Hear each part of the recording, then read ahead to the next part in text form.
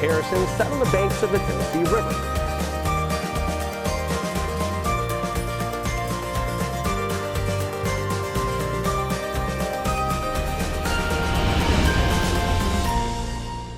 Welcome back to another 30-minute edition of 3 in Your Town, where we celebrate the people, the places, and the things that make this area so unique and so wonderful. It is an absolutely gorgeous week here in the Tennessee Valley. Earlier this week, had the opportunity to drive down to Alabama to the southern end of Lookout Mountain and checked out a county park down there. And talking with the park manager, he was somehow able to intertwine a story about his park that has to do with Matthew McConaughey, Native Americans, and rock climbers. I don't know how he did it, but it's really interesting. We're at Cherokee Rock Village. Rock climbers call this the climbing mecca of the Southeast. This rock outcropping atop Alabama's portion of Lookout Mountain has been known by many names over the years, including Cherokee Rock Village, Little Rock City, and Sand Rock. It is believed to have been of ceremonial importance to Native Americans. Well, we have a unique rock formation here, and the reason they call it Rock City is because when you get to walking in the crevices in the rocks, you look up at, you can imagine somebody 100 years ago looking at it, and it looks like a rock city up here. And locally, that's what it's always been called, is Little Rock City. Now, when it was made into a park, I think some of the local people was afraid about sort of trademark infringement with Rock City in Chattanooga, so they named it Cherokee Rock Village. It's taken work from corporations, nature conservancies, and local officials to turn this piece of land into the jewel that it is today. In 1974, this was a pine plantation. It was owned by Georgia Craft, and some local citizens got together and approached Georgia Craft about donating it to the county. Over the years, the park has expanded. Presently, we're at 358 acres. We have hiking trails here in addition to the rock climbing. We have picnic areas. It's a great campground right here. Everything we have is primitive, but the people that come here seem to like that. Most of the climbers, they just want 2 trees to hang a hammock between, and they're happy after that right there. A peaceful place now. It's almost hard to believe that just a few short years ago, folks would be taking a pretty big risk to enjoy these views. They made a movie called Failure to Launch with Matthew McConaughey, and at the time, the county paved the road to go up here. And so when the movie was finished, the road was still paved, but there was no structure or anything up here. And there were people living up here and doing all kinds of things. And so climbers that came from out of town sometimes had conflicts with local people. But it was not a very safe place to bring families and things like that. And so part of the reason people like this so much now is because they remember what it was like in those old days. For either the hiking and climbing, the horseback riding trails, or simply to admire the beauty, Cherokee Rock Village has what you're looking for. Yeah, Little Rock City in beautiful Alabama. Another place they have a Little Rock City is actually in Calhoun, Georgia, behind the Seventh-day Adventist Church. This is remarkable artwork, and it's a great way to spend a couple of hours outside. Check this out. A stroll through the rock gardens here in Calhoun take visitors to Paris's Notre Dame Cathedral, complete with stained glass windows, to awe-inspiring castles constructed of pebbles and shells, more than 50 structures altogether. The builder of this whimsical garden was DeWitt Old Dog Boyd, one of the members of the Calhoun Seventh-day Adventist Church. A hobbyist at heart, Boyd began creating tiny, whimsical village along with characters for his 8 children as a family game. You talk for your clay person, so that I don't talk to you and you don't talk to me, but my clay person, I talk for my clay person, which talks to your clay person, which tells you what I said. And that's the reason I started it, was I wanted a place where it was free and beautiful and I could just play by myself and nobody would bother me. And then Joyce came along. Joyce was the inspiration to expand this empire, to take it from a family game to a place the community could enjoy. She is also responsible for most of the larger structures here. So we call her Lady Joyce because anybody that is that persistent and is that fine of an artist deserves a title of nobility. And she is, in fact, a very noble woman. So we worked out here together for many years, 8.5 years, and one day I said to her, I says, Joyce, what would you think about getting married? What'd you say? Nope. You don't. Got too many grandkids and don't make enough money. So what happened? Came back the next day and said, I think I'm ready. Over the decades, families have grown to love this beacon of creativity and imagination. Behind the town of Bethlehem, hearts line the wall to signify major events here, like marriages. It's a place to share with our community. You see right behind us here, I hear people behind us. They've showed up at the Rock Garden just to be here and enjoy it, and especially children. Children just love this place. It takes quite a bit of work to keep the Rock Gardens going. Well, something that some people might consider work. It's really all about perspective here. I'll tell you, John, I've seen work. This is not it. This is fun. This But is it's fun. Something you have to do. We have to come out It's here. compulsive, yes. At the end of the day, Old Dog and Lady Joyce just want to present a place that creates positive energy, thoughts, and love. And I want them to be in the presence of the Lord and feel His peace. It really is a couple of hours you can spend down there. A wonderful, wonderful time. All right, on the other side of this break, in this 30-minute edition of 3 in Your Town, I met an artist. She's wonderful. Her artwork is wonderful. You're going to want to hear her story. It's wonderful. That's coming up on the other side of this break. It's 30-minute edition of 3 in Your Town.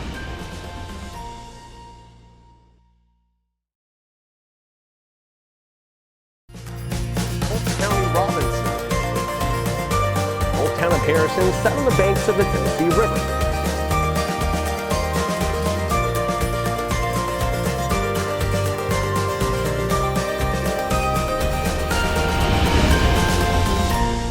Hey everyone, I was at the Chattanooga market a couple of weeks ago and I'm kind of maneuvering through the crowd and I see a booth called Cluster Funk. Well, what is a cluster funk? And I met the artist. Her name is Brooke, and Brooke's artwork is funny, it's poignant. Got a couple of pieces for the house, but I had to know more about her and what inspired her, so I went to her studio on Chattanooga's North Shore, and I couldn't be happier that I did. Her story is absolutely remarkable, and I love that I get a chance to share it with you right now. Brooke is a talented and gifted artist here in Chattanooga. She has quite an eclectic and unique portfolio that mirrors her eclectic and unique personality. They don't think I'm the same person at all. Like, I know with going in between galleries and people go to my website and like click my illustration page, they're like, that's not what I was expecting. And I like it that way. I like kind of the separation because they do feed off of each other, obviously. But I like going around and looking in my office and seeing like giant paintings next to a portrait of a Kraken destroying the bridge. Her path into the world of art is also a unique one. A near tragic one. When I was 11, I actually woke up paralyzed. So I was diagnosed with this really rare disorder. It's very similar to MS. It's called transverse myelitis, and pretty much it's an autoimmune disorder where your immune system attacks your spinal cord. So I have lesions at T10, which is directly below my belly button. So anything below my belly button does not get the correct signals to the brain. It was at this point in her life that art helped change her life and the way she looked at it. And I actually lived in an inpatient hospital in Atlanta. And there they introduced me to art therapy. So I started creating all these arts as a way of coping. And I kind of realized I'm really good at it. And I just absolutely love doing it.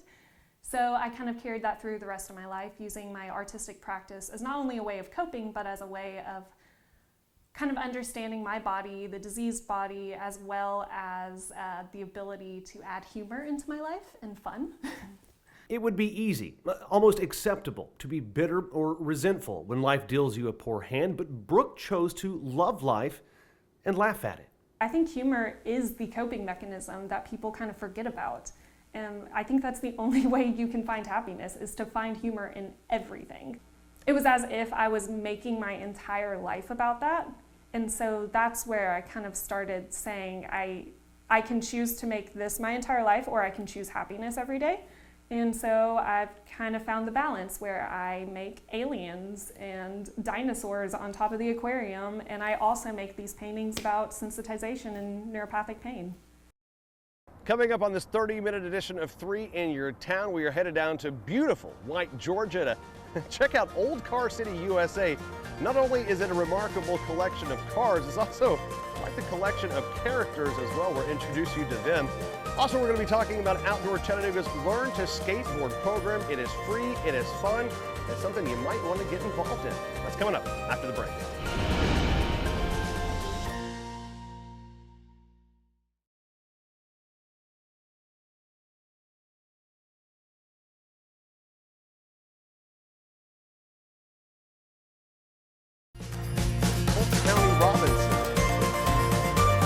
Town of Harrison sat on the banks of the Tennessee River.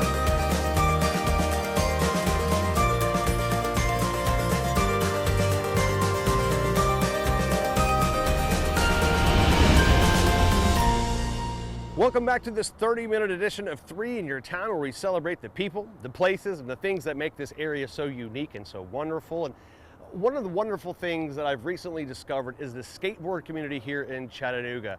They've gotten a lot of guff for a lot of years, but when you go and you meet the individuals, you realize, oh my gosh, these guys, these girls are just trying to better their community. They're trying to take their passion and give it to a new generation. So they are in charge now of teaching kids and adults how to skateboard for free, the joint program with Outdoor Chattanooga. Check it out. On a bright and early Saturday morning, a small crowd has gathered at the Chattanooga Skate Park as some of the area's more experienced skaters start their morning routine. This small group watches with both excitement and a bit of trepidation. But this group isn't here just to watch, no. In fact, they are here in hopes that they may learn some of these skills. We're doing skating practice. But before you can rock, you have to learn how to roll. We're out here just teaching the absolute fundamentals. We have some options for private instruction for people that are more advanced, but we're really just trying to get people on the board and get them rolling, make sure they enjoy it and that it's a conducive opportunity for them to continue in this sport that we enjoy. Some of the area's top skaters have teamed up with Outdoor Chattanooga to offer a free Learn to Skateboard program, one of the many programs the organization offers. It's really fun and people are nice. One of those nice people is Logan. Logan is no stranger to the skate scene. In fact, he has been honing his skills at the skate park for 20 years. And whether he chose to be or not, Logan is now sort of the ambassador for Chattanooga skaters. It's really wonderful to see the various age groups out here. This is absolutely an inclusive activity. There's everyone from 4-year-olds to 80-year-olds who practice this sport. Logan says that when he joined the skate scene all those years ago, the environment wasn't necessarily a positive one. And he doesn't want the next generation to experience those barriers or to be faced with pitfalls. And a positive introduction to skating, like in this class, is a great way to show people what skateboarding has become and where it could continue to go. Everyone is having a really great time.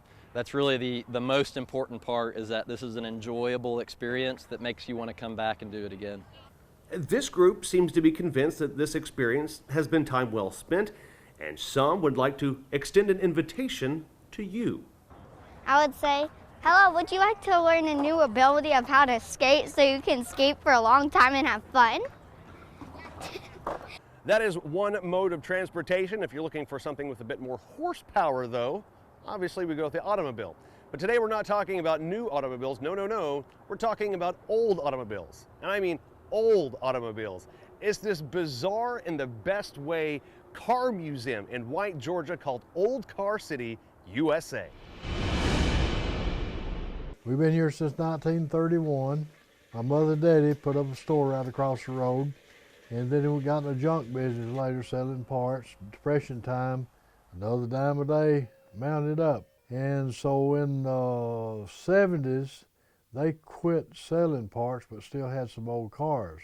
So I came in here and I opened it back up. Dean sold parts off these cars until about 2010, when he realized he had perhaps unknowingly created a museum, a very unique museum, a very large museum. Here about a year ago, a lady came in, she says, I'm going to take a break.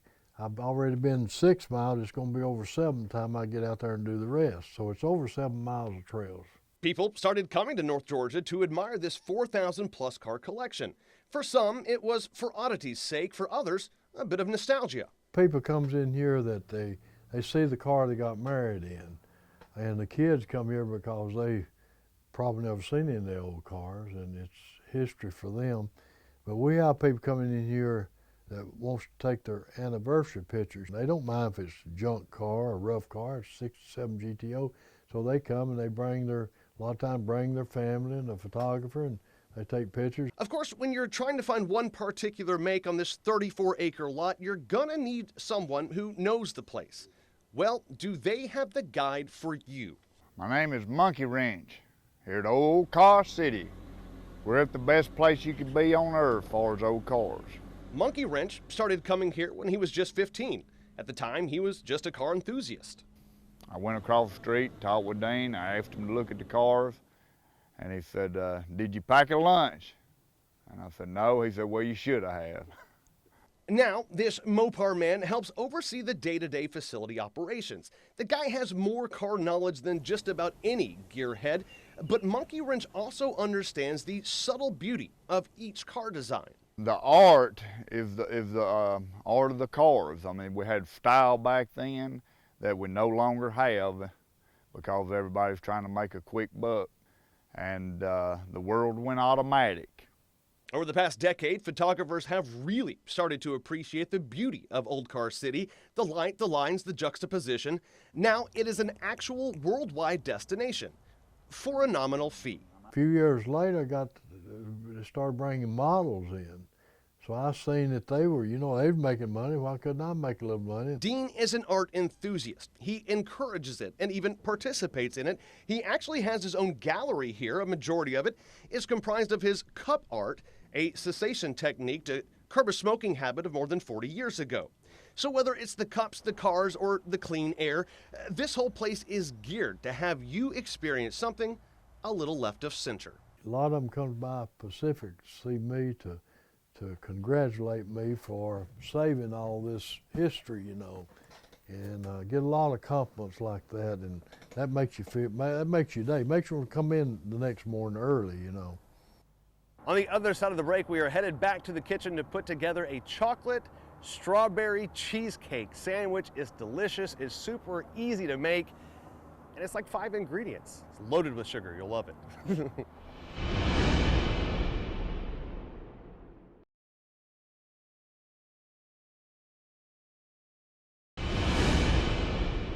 Wow.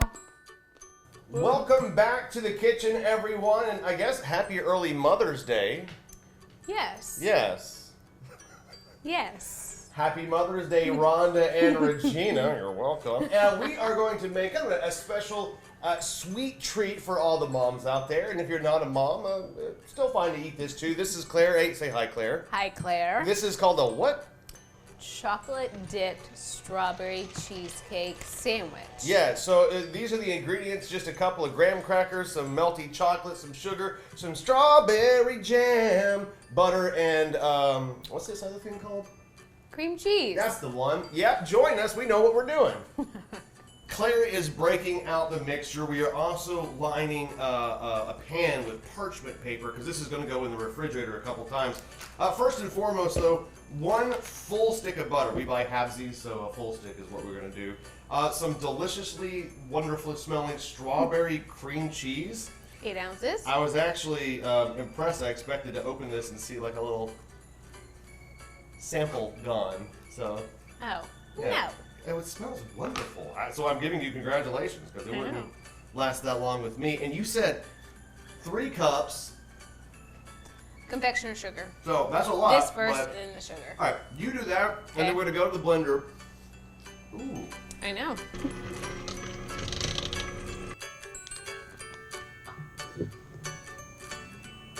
More sugar's fine. Yeah, why not?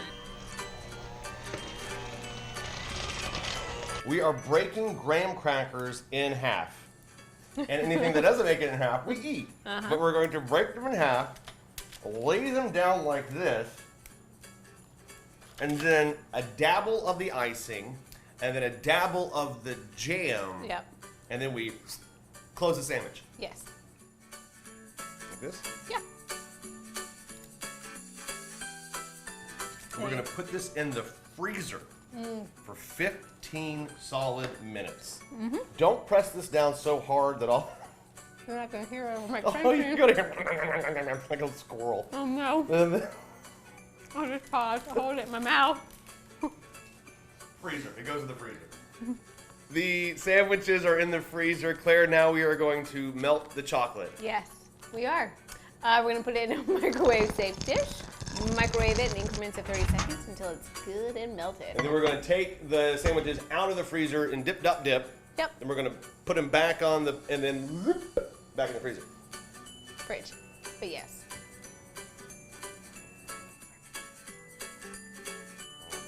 That looks, Delightful.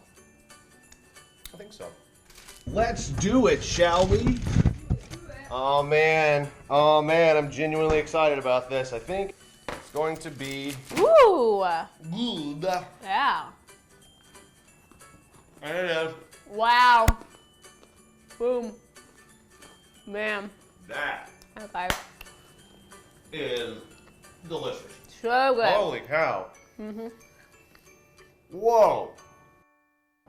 I want to sincerely thank you once again for tuning into this 30-minute edition of 3 in Your Town. I truly love and appreciate the fact that I get to tell these stories about these unique places, these unique people that make this area so unique and so wonderful. If you think you have an idea of a good story, please feel free to let me know. Reach out. I'd be glad to hear from you. Until next time, everyone, have a wonderful week. Be good to one another and yourself. Polk County Robinson. Old Town of Harrison sat on the banks of the Tennessee River.